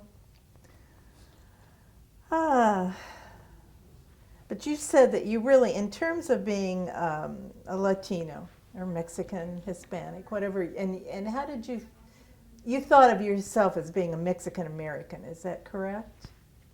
I guess. I just never really entered my mind that much. Well, but you had no experience of tension No. with that, and you said that you wrote letters to your brothers. Mother, to mother. So you all wrote to your mom. Yes. You didn't really write to then. To anybody else. To anybody else. No. Did she then write back to Yes, you? she did. Yes, she did. So she kind of kept you in touch Yeah, with the yes, rest she of did. them. And what were your sisters doing while you guys were off? And Oh, they were on the farm. I mean, doing whatever they had to do on the farm and go to school. I was the only one that never graduated in my family. Huh. So, So then, did any of your siblings go on to college? I have a brother. I think he took classes, or maybe he did finish college. I'm not sure. And my youngest sister graduated from college, WSU. And what does she do? She worked for SRS. Oh, good. She's a social worker. Hmm. Good for her. Okay. Did you keep a journal at all? No. You didn't. Okay. Do you do that at all? Do you ever write? I used to, but I don't anymore. And when you did, what did you? Were they journals or? No, they're just daily happenings. What happened? Did it snow today? Or how much snow did it get? It rained a lot. Boy, was it cold, or stuff like that. But you didn't do that when you were in the service? No. Okay, and how did, we had talked, we've touched on this a couple of times in terms of, you come into the military basically because you want something to do. You're bored and you're young and you're energetic. And then you find out, hey, there these groups of people, they're communists, and they're unpredictable. And right now they're focused in Korea. But how did you feel about the whole, by then, after World War II, the Soviets had kind of become a powerful, nation. How did you feel about all that? Did you think much about it, or did you? Yes, after I become more aware of communism, after I got in, then I got to thinking, what's going to happen if they ever took over and stuff like that. And I felt like I didn't want to live in a dictatorial country. Mm-hmm. And I think if it comes to war, if I ever have to really be in battle, I'd rather take it over there instead of having it come home and stuff like that. So, yeah. So did it give you a different feeling then of why you were where you were, maybe? Exactly. Yeah. Exactly. I mean, why we need to be in there, why we need to be in training. Mm-hmm. And did you have any understanding, how the communists, how that whole Soviet bloc came about? Did they ever train you or explain that? No, they just kind of wanted to train us, make us aware of it, and pretty much what we had to do, and train us with weapons and stuff like that. And how to fight if you need to. Interesting.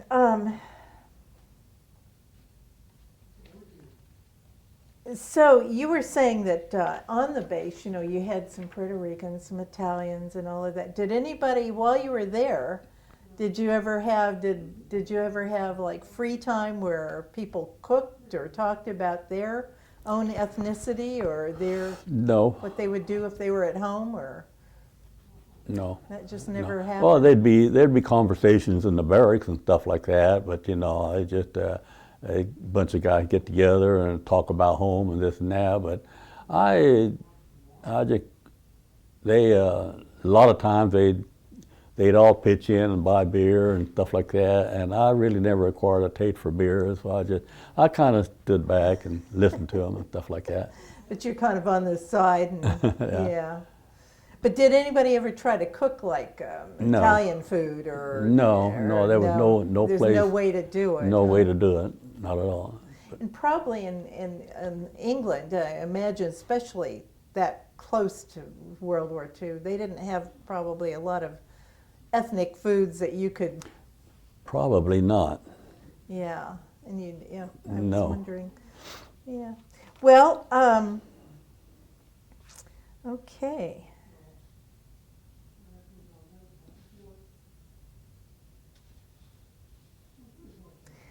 It looks like we've just about covered everything that no, well, there is one thing here. you were not yourself wounded, but you mentioned a man in Mr. Reyes in Wellington, I believe, whom he was wounded. Was this during the Korean conflict? Yes. And how badly was he wounded? I really never have questioned him or anything, so I really don't know. Did you know him well? Or? Yes, yes, But did he recover? Do you know? yes, yes. So then what did he go on to do? Or do you Pardon? know? What did he go on to do? He went on he worked for the post office there in Wellington. Oh, okay. So, Came yeah, across and him. he still lives. He's real strong into the GI Forum and stuff like that, so. Is that the Hispanic GI Forum? Oh, sure, I'm familiar with that. Are you right? Sure. Yeah. Well, I'm surprised you don't know him then. Raymond Reyes. Raymond Reyes. Ramon.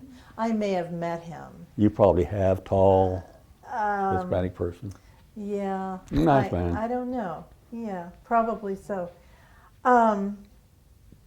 Did you ever know anyone who had been captured in any of the wars? No. Okay. That would be probably a really Mm-hmm. hard thing.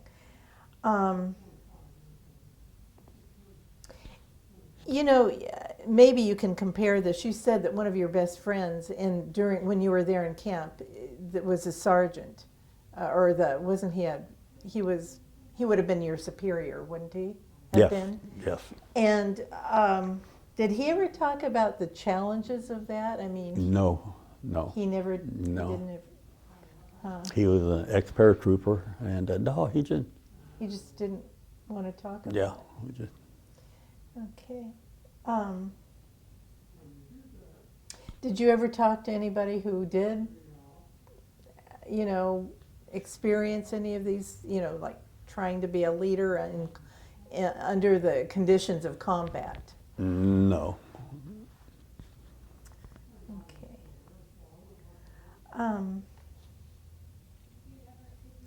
And so when you came back to the States after your service, then you kind of went home and did you just fit in and feel Right. back at home and comfortable, and it was not a traumatic thing? No. I did. I missed the service a while. I mean, of course, you do something for so long, and then and you kind of grows on you. So I mean, you're bound to have some mixed feelings about it, and I did. I missed it somewhat, but Did you ever consider going back? no, not that I remember. You didn't miss it that much. They did, when I got back, they did try to get me they went out and tried to recruit me into the National Guards, and I told them no. I'm the type of person that I just want to do as I please, whenever I please. And I think that might have been a lot of it. So the rigid discipline was probably Yeah. what you managed okay while you were there, but you were glad to leave it. Is that Right. it? Or, Right. yeah, I can imagine that would be hard. So you mentioned that. How did you feel about? I mean, okay, we went out of the Korean War. We had a few years, the 50s of the peace era, and that's when. It was like everything was really kind of nice for a while, and then Vietnam. Right. And you were talking about clear back in '56 already. You were starting to worry about Laos. Right. Do you remember? Well, you don't. You mentioned, I think, that you didn't remember a lot about the specifics of what was going on. But was your worry more about how it would affect our country, or? Right. I was worried about that, and concerned that, well, what if I have to go back in? I got a family now, and stuff like that, and so forth. Yeah. But yes, actually the Korea really, January 1955 was when it was really considered and that's when 55, I got out in 56, and that Laos did concern me. Like I said, I got a family now, and everything. So what would I do? Exactly. I can So. see that. And then, did any of your children have to go into the service? No. So were they just young enough that they were too young for Vietnam? I would imagine. Yes, they were too young. And then they haven't been No. in the military, like for the Gulf War or any of that. No. They're too old for that now. So they were kind of lucky. Yes. And how do you feel about some of these conflicts? I mean, you mentioned that you didn't think we should have gone to Iraq. How did you feel about the first Gulf War? When we went, remember Saddam had, I believe, attacked Kuwait. Right. And how did you feel about that one? You know, now that you mentioned it, I just really don't think I really had any feelings about that. I mean, because I probably never really thought about it. I just thought, I don't know, I just felt like a bigger country should not have been attacked in a smaller country, and maybe they done the right thing to help him. Mm-hmm. So that's the only thing that I can remember of it, to tell you the truth. Yeah. My feeling towards it, Uh-huh. because that was a big country, should not be. And at the time, Iraq had the fourth strongest military, I believe, at the time. Did they? Yeah. Okay. So. But then when it came, after the basically September 11th, 2001, I think Right. kind of triggered gave us permission, so to Right. speak, to go into Iraq. Well, in all honesty, I was ready to join up again. Were you? That kind of. Well, that was a startling event for all of us, wasn't it? Really, I mean, Yeah. and that was my first thought. I'll go back in, Yeah. but I don't. I wouldn't have come home if I had to, because them people are trained since they were little. They know how to fight. They have no regard for a human life, and so. But no, it did affect me in that way. That, hey, I'm ready to go in, but I know I'd never been able to go in. I mean, Well, you were probably by then too old to. Oh yeah. But mentally, I mean, Well, just sure, no, that I think a lot of people reacted that way. reacted in that way. Yeah. And that really was what allowed, it got the country all stirred up and pulled together, and then we did invade Iraq, but by the time we did, you thought we shouldn't have. Exactly. And what changed your mind then About Iraq. about going into Iraq? Well, I guess maybe, let me backtrack here. Who did you think was responsible for the bombing, 9/11, 9/11? Afghanistan. Osama then. Bin Laden. Okay, and as far as Iraq concerned, I felt like the president should have listened to the other nations, because they have intelligence too. And them other nations, there were so many of them, said not to go in. But our president, he put on his cowboy boots and his cowboy hat and said, hey, this is going to be it. And this is my feeling, And I felt, the only thing is, I felt he should have listened to the other nations and said, hey, we're in it together, instead of, hey, I'm the head honcho, we're going to do this. And do you feel like by going into Iraq that we addressed Osama bin Laden? No. Or the terrorists that we really were? I don't know a whole lot about politics or a whole lot about the world or stuff like that, but no, I have not seen any difference. So. We've spent a lot of money. That's Lost just it. a lot of lives. That's just it. Yeah. I think our economy would be a lot better if we had not gone into Iraq. Yeah, it's really interesting looking at it, after the fact. And But like I said, I felt that was my main concern. He should have listened and been a game player instead of a. yeah. So how do you think things are going now in the war? It's not getting any better.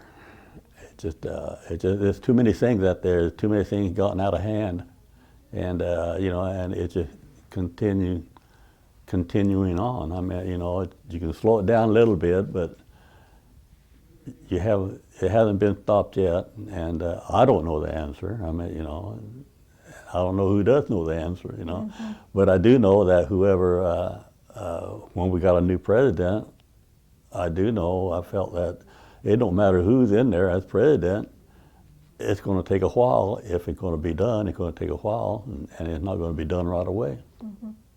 Things just don't happen overnight, do Mm-mm. they? Well, do you have any, like any of your family members who have been involved in any of this? Like nieces, nephews? No, no. That's the other big change now, since when you were in the military, is women are such a big Yeah. part of the military now. And then there's a whole set of new issues and Right. problems associated with that in terms Yeah. of the family. And Whole different problems. Just really? different way of thinking, different enemy. yeah, it's very different. So, given that you were very fortunate, I think, in not having experienced any Right. personally any severe kinds of prejudice or anything, just in your lifetime, tell me a little bit about some of the. We've got a few minutes left here about some of the changes you've seen in terms of Latinos and their what they're doing now as compared to when you were young and. Right. Well, back when I was young, you pretty much, you did not want to stand up to somebody higher power than you were. I mean, back when I was growing up, a priest, you'd go to the priest and he would help you out more than anybody, because a priest and a doctor were it when we were growing up. They were sort of the top of the Right. echelon. I mean, you'd get in trouble, the priest would go get you out and stuff like that, And it really never started changing until people like in their 80s, like my brother, he's 80 years old, 81 years old now. Back then, when it started changing, when they were started in their 20s and so forth, they were educated enough to stand up for the rights, in other words. And that's when I saw it starting to change, because they were more educated, they stood up for the rights more and so forth. Organized. Right. And so, and stuff like that. But me, we were still too young. I mean, they just, back when I told you I went to a restaurant, they refused to serve me. I got up, I walked out. I mean, what could I do at 15, 16, 19 years old? Yeah. Stuff like that. I mean, what did I know? I mean, So, yeah, that's when it started changing. And it just keeps changing, changing. The Hispanics are getting more educated, they're getting more assertive, and better educated. So now if you go to Wellington and you want to go into a restaurant, will they serve you? Right. But back then, I don't think it would have done you any good to complain to the police or anything like that, because they wouldn't have done anything. It's been the manager's right, the owner to the restaurant, his rights to, hey, well, we want to serve him or not. So the whole structure was Right. prejudiced. I mean, the structure that was in place at that time Right. was the way it is, and the way it was just wasn't fair. Right. It wasn't just. But Yeah. that's when I noticed things started to change in my brother's era, when he was 20 years old, 21, 22 years old. And he's older than you are. Yes, he's So he was just a little bit older and had maybe a little more, and his friends and his peers right. had a little more clout. And was he a part of, like, when the new church in Wellington, when the Mexican church, when they built that, was he involved in Oh, that? yes, yeah, very involved and so forth. But I'm just not saying because of him, it's just because people like him, Right. his age, Right. more educated, more assertive. Yeah. And as you can see now, I mean, the Hispanics are getting pretty well up there, and even Chief Justice and stuff like That's that. right. We now have two of them up there. Yeah. Yeah. So Yeah. So that's how it has changed since when we were kids. We were kids, I mean, they said, hey, you had to toe the line, and that was it. It wouldn't done you no good to complain, fight, or whatever, you'd end up in jail. Yeah. And it would be probably much easier just to say forget it, because there weren't enough of you to fight it. Exactly. Yeah. So it's just much easier just to say, oh, okay, and walk out. Yeah, yeah. Boy. Well,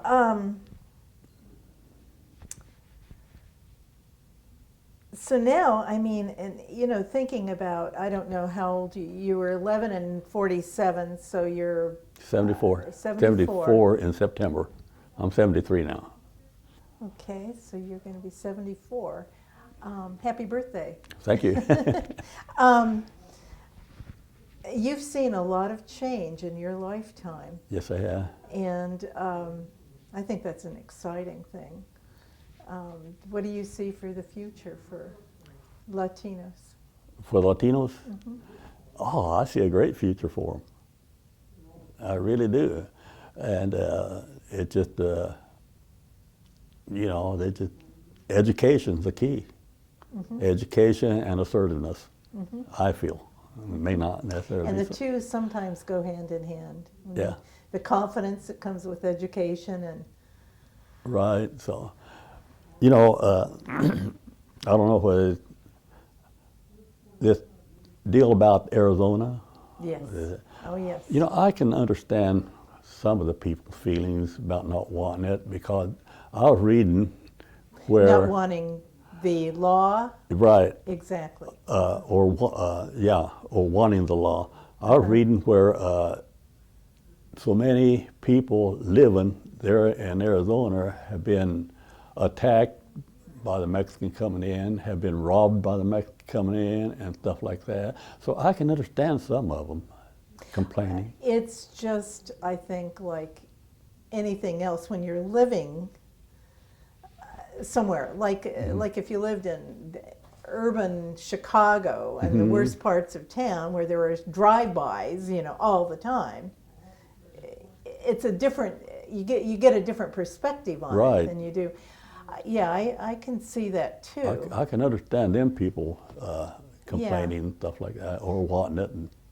But on the other side of that, if they're treated with hostility coming over, I'm reading, I'm just about finished with a book called Hard Line. Now, it was written in the 90s, so it's not absolutely fresh, but the dynamics are the same. It was when they were building that huge fence from San Diego Right. all the way, and they cut Imperial Beach off. I'm from California. So it's like you can see both sides. And the truth is we tend to want to think of one side as being pure and the other side as being the bad guy, which never is the case. Yeah. You have both on both sides. So actually, a person really don't know what's right and what's wrong. Actually, to some it's right, and to some it's wrong. But I think if I was lived around there and being attacked all the time and losing everything I have all the time, over and over and over, I may have a different feeling about it, and stuff like that. Yeah. But I'm living here now, and I'm happy.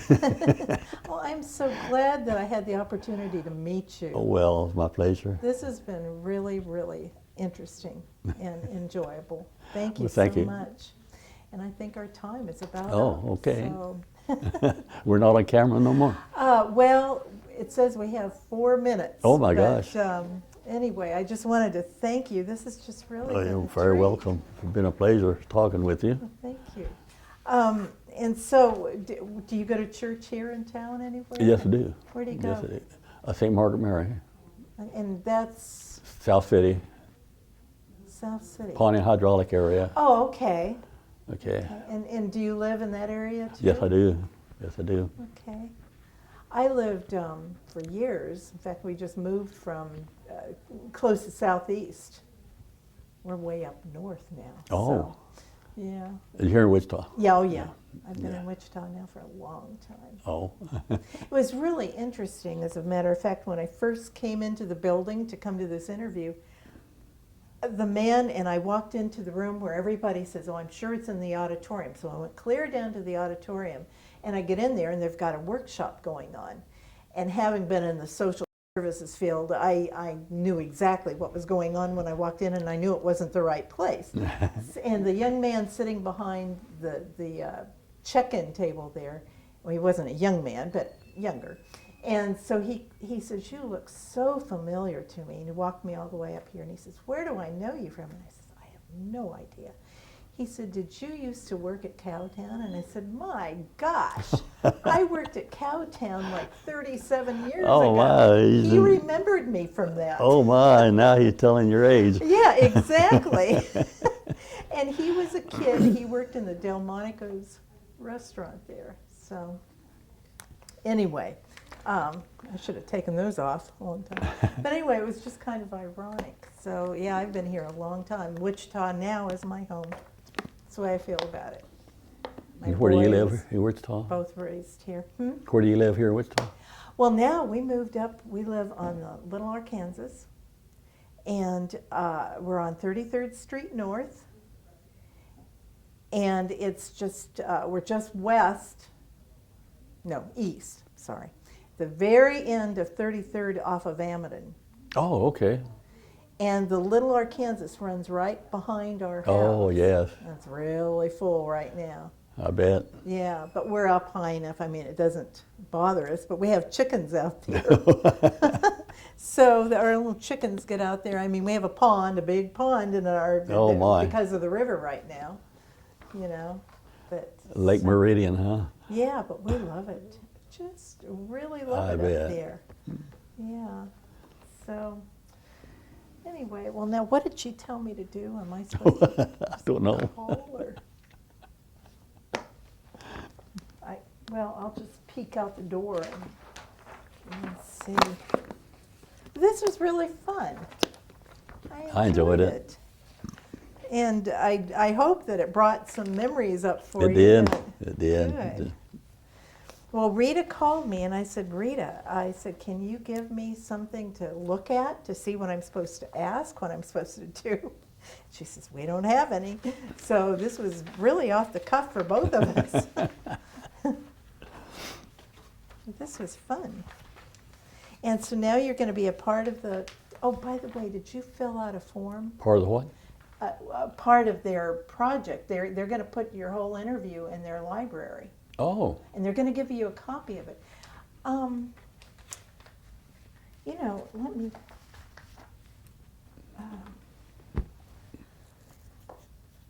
Can't remember what she said to do, so I'll just call her again and apologize. Oh, I know what we're supposed to do. We're supposed to go down the hall. Remember, to that room 25.